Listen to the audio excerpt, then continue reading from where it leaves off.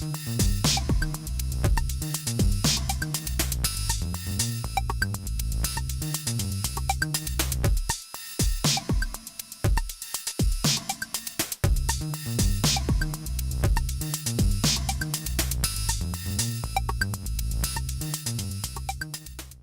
j'étais encore étudiant, j'ai participé au lancement des boutiques de sciences françaises en 1983, qui était inaugurée dans une conférence de presse en grande pompe à Beaubourg, à l'occasion du changement de régime, l'arrivée au pouvoir de François Mitterrand.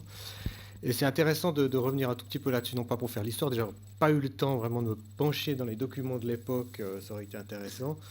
De revenir là-dessus, mais quand émergent les boutiques de sciences en France, c'est à l'occasion d'un changement, d'une alternance politique qui a suscité des espoirs majeurs, comme vous savez, et dans un cadre assez différent, puisqu'on a affaire à une frange de scientifiques qui sont issus ce qu'on peut appeler de la critique des sciences, ou parfois pour certains de la critique radicale des sciences, hein, donc une approche très à gauche des sciences, et avec des chercheurs qui sont plutôt ancrés dans les sciences de la nature, essentiellement la physique et la biologie, avec des gens comme Jean-Marc Lévy-Leblanc, que vous connaissez bien, Patrick Petitjean, John Stewart, biologiste, Jean Deutsch, biologiste également.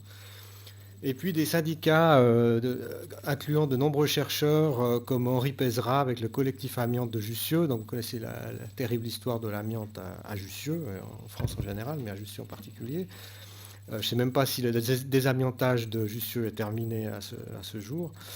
Donc au départ, 6 boutiques de sciences, et puis déjà à l'époque, au début des années 80, une controverse sur l'ouverture des boutiques de sciences au monde économique. Il y a déjà une discussion, parce que le nombre de boutiques va passer assez vite de 6 à 10. Les moyens donnés par le gouvernement vont rester les mêmes, et certains vont dire, bon, bah, notre priorité maintenant, ça doit être la promotion de l'emploi. Donc on doit soutenir dans les régions la création d'emplois en demandant une rétribution minimale aux clients des boutiques de sciences. Et on est sur des dossiers, encore une fois, qui concernent beaucoup la toxicologie, la santé, le nucléaire, etc. Donc très peu de sciences sociales et de sciences humaines à l'époque. C'est assez intéressant de voir ça aussi. Et puis ensuite, on va avoir... il y a différentes phases dans ce mouvement de la mise en place d'une participation citoyenne ou d'une démocratisation des savoirs. Puisque de ce mouvement de critique radicale des sciences des années 70, qui critique le complexe militaro-industriel, l'aliénation dans les laboratoires aussi, ça c'est important. Il y a aussi un mouvement de réflexion parmi les chercheurs, un malaise vécu dans les laboratoires de recherche, qui ressort, je dois dire, très fortement aujourd'hui. On n'en a pas parlé aujourd'hui, mais enfin, j'aimerais dire 2 mots là-dessus aussi, parce qu'il y a aussi l'aspect qui concerne la communauté de recherche et en quoi elle peut être modifié par son interaction avec les acteurs sociaux. Et puis dans les années 80-90, on va voir émerger un tournant participatif et délibératif, qu'on n'a pas le temps de décrire là, tous les tenants et les aboutissants de tout ça, mais qui va résulter d'un certain nombre de sondages qui sont effectués d'abord par l'OCDE, puis ensuite par les eurobaromètres, qui vont mettre en évidence un soi-disant fossé entre sciences et société, des controverses de plus en plus nombreuses sur les technologies émergentes, en particulier les OGM, qui vont amener un certain nombre de pays à mettre en place des démarches participatives. J'y reviendrai tout à l'heure. Donc ce tournant délibératif et participatif va déboucher sur toute une série de méthodes. Et puis on a monté en puissance aussi de la contre-expertise citoyenne avec la CRIRAD, la CRIGEN, l'ACRO, etc. Puis dans les années 2000, on arrive à la phase qu'on connaît aujourd'hui, c'est la RRI, la recherche et innovation responsable. Il ne faut pas oublier que tous ces vocables de la Commission européenne, qui sont une sorte de jargon qui recycle un peu toujours les mêmes concepts, finalement, on tourne toujours finalement autour de la manière de favoriser l'innovation. Enfin, pour la Commission européenne, le facteur principal dans ces dispositifs, sciences et société, sciences avec la société, sciences dans la société, c'est quand même favoriser l'innovation, en invoquant plus ou moins, bien sûr, la participation de la société civile et des PME ou des entreprises. Et donc il y a un moment important, c'est avec l'émergence des nanotechnologies dans les années 2000, où là on a une explosion du nombre de démarches participatives. On a des dizaines, voire des centaines de démarches participatives qui sont mises en place avec les nanos. Alors, j'avais intitulé ma petite communication, là, les boutiques de sciences dans le paysage des sciences appliquées, parce que j'aime beaucoup ce concept qui a été proposé par Léo Koutelek dans un numéro récent de la revue Écologie politique, qui insiste sur la nécessité de travailler cette question de la place des sciences en société, à la fois sur le front de la manière dont les sciences sont produites dans le monde académique, c'est-à-dire l'épistémologie qui préside à la production du savoir, qu'est-ce qui caractérise un travail scientifique, et pas seulement sur la question de la diffusion des savoirs ou de la démocratisation des savoirs. Donc c'est ce double travail sur deux fronts. Et il me semble on s'intéresse beaucoup, nous autres chercheurs spécialistes dans ces questions, à la partie démocratisation des savoirs, mais on s'occupe très peu des effets en retour ou du boulot qu'on aurait à faire dans nos propres institutions pour modifier notre propre rapport au savoir. Et le terme de science impliquée que Léo Koutelek essaie de développer essaye de rendre compte de cette dimension symétrique de la réflexion et de la transformation. Je vous cite la définition qu'il en donne parce qu'elle me semble extrêmement intéressante. La science impliquée est le nom d'une science qui prend pleinement acte de sa responsabilité, qui prend conscience de la nécessité d'une attention aux conséquences, qui ouvre la possibilité d'un questionnement sur les finalités, une science qui ne revendique plus sa neutralité axiologique pour affirmer son objectivité. C'est très important puisqu'en fait, on a un partage, en gros, où la science arrive avec, dans ses dispositifs de collaboration science-société, ce qu'on appelle pompeusement neutralité axiologique, c'est-à-dire la science serait dépourvue de valeur. Elle arrive avec des faits objectifs, et puis quand elle débouche dans la mise en œuvre sociale, dans les technologies ou auprès des acteurs sociaux, tout d'un coup, elle acquiert des valeurs. Évidemment, c'est ça qui est extrêmement problématique pour travailler à la fois sur ces deux fronts. Une science qui fait de l'engagement sur un territoire pour une visée particulière ou dans un contexte une valeur épistémique centrale, une science qui organise le partage des savoirs et des pouvoirs liés à ces savoirs. Donc, ça paraît simple, mais en fait, c'est, je crois, le défi pour nos institutions aujourd'hui, c'est de poursuivre cette démarche de démocratisation et de diffusion des savoirs ou d'inclusion, tout en modifiant nos propres manières de faire de la recherche. Alors, il ne faut pas non plus oublier que la notion de participation à la recherche émerge d'abord dans un contexte qui n'est pas un contexte de sciences citoyennes, émerge dans les années 60, enfin, en 1972 concrètement, aux États-Unis avec l'Office of Technology Assessment, où en fait les membres du Congrès américain veulent se doter d'une expertise qui échappe au pouvoir des lobbies industriels et privés, et développer donc une instance d'expertise qui se fait d'abord par essentiellement des sciences de la nature, essentiellement des physiciens qui ont acquis leur légitimité, bien sûr, suite à la Deuxième Guerre mondiale et à la réussite du programme Manhattan en particulier.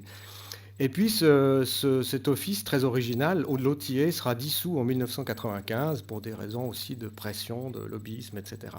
Et les Européens vont sur cette base inventer un modèle qui va différer un peu en disant nous on veut bien faire de l'évaluation technologique participative, mais on veut que la société civile soit impliquée davantage. On ne veut pas juste que des experts dans un cadre interdisciplinaire délibèrent sur un certain nombre de questions. Donc on va inventer en Europe ce qu'on appelle le Participatory Technology Assessment, l'évaluation technologique participative, avec en 1989 le Danish Board of Technology, qui reste une institution phare dans ces questions aujourd'hui, qui invente la fameuse conférence de citoyens. Conférence de citoyens qui est un peu l'arbre qui cache la forêt, puisque finalement, quand on parle de participation, on ne parle que de la conférence de citoyens, alors qu'il existe plus d'une centaine de dispositifs de consultation ou de participation. Je vous renvoie, si vous êtes intéressé, à un certain nombre de guides de cuisine, de handbooks qui vous permettent de mettre en œuvre ces méthodes. Vous verrez la diversité, en fait, de ces différentes méthodes.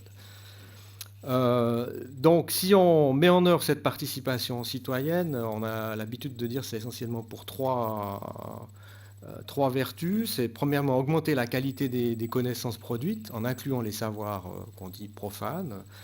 On augmente ce qu'on appelle parfois la robustesse sociale de ces savoirs, c'est la capacité de ces savoirs à correspondre aux besoins, aux attentes et aux intérêts d'une plus grande diversité d'acteurs sociaux. La notion de robustesse sociale renvoie à des travaux qui ont été faits notamment par Elgar Novotny. Deuxième dimension, c'est la démocratisation de ces savoirs, donc une notion d'empowerment, avec l'idée que ces savoirs scientifiques et techniques ont un effet direct sur la vie des citoyens et qu'il s'agit donc de leur donner une place dans la définition, la construction de ces savoirs. Et troisièmement, un objectif qu'on peut appeler utilitaire, utilitariste, qui a un objectif de légitimité politique, c'est-à-dire renforcer la légitimité des décisions prises par les politiques et les experts dans une perspective de gouvernance, paradigme de la gouvernance qui émerge aussi dans la fin des années 80, début des années 90, au sein de la Commission européenne avec un livre blanc.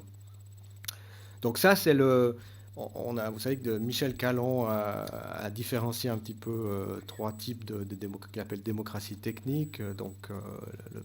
Le premier type qui est le modèle de l'instruction publique, qui est un modèle classique de transmission du savoir, frontal, asymétrique, le modèle de la consultation ou de la participation, et puis finalement le modèle de la coproduction des savoirs, qui va inspirer, qui est parallèle au mouvement. Il faut bien voir que parallèlement au mouvement des sciences citoyennes, qui sont définies de manière d'ailleurs très différenciée suivant les cas, et puis des efforts que font les institutions pour inclure la société civile n'attend pas qu'on lui demande de participer, c'est-à-dire elle produit de l'expertise, elle produit du savoir, et depuis les années 60, comme l'ont bien montré de nombreuses études d'histoire des sciences, notamment autour de l'équipe de Dominique Pestre, le monde associatif, les ONG, les think tanks sont des producteurs majeurs de connaissances scientifiques et techniques.